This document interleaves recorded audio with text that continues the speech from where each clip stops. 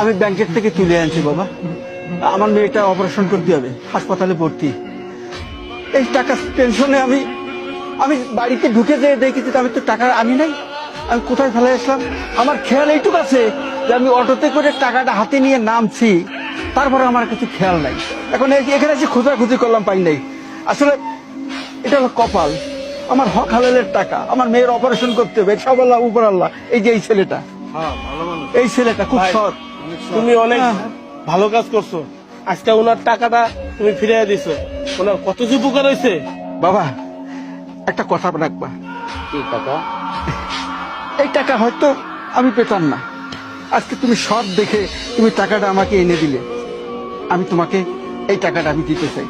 না কাকা, আমি রাখো বাবা, রাখো। না না কাকা, আমি একটা কথা কই, আমি একটা কথা কই, কথাটা আগে বোঝেন।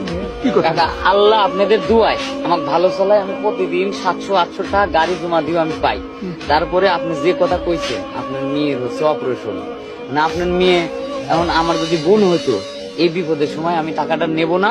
আর যদি আমার মা তো নাই, মারা গেছে, আমার কইছে যে বাবা তোর আমি দোয়া করি তুই জীবনে কোনোদিন পরে দিন সে হাত দিবি লয়, আল্লাহ তোরে পালো চলাবে। কাকার টাকা পাইছি, টাকা আমার না, আমি নিয়ে আমি কি করতে পারবো? কয় মাস হয়তো ভালো মন্দ খাইতে পারবো, তাছাড়া তো কিছু করার মতোই নাই।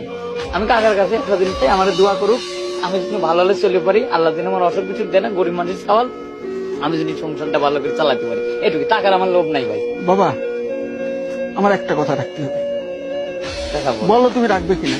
বলেন কাকা। আমার মনে চাচ্ছে কি জানো, এইটা আমার বাড়ি, এইটা আমার বাড়ি। তুমি আমার সঙ্গে 2 মুঠো ভাত খাবো আমার সঙ্গে, তোমার সাথে আমি বসে খাবো। কাকা আমি আর না না না না, এটা রাখতে হবে, তুমি গাড়িটা নিয়ে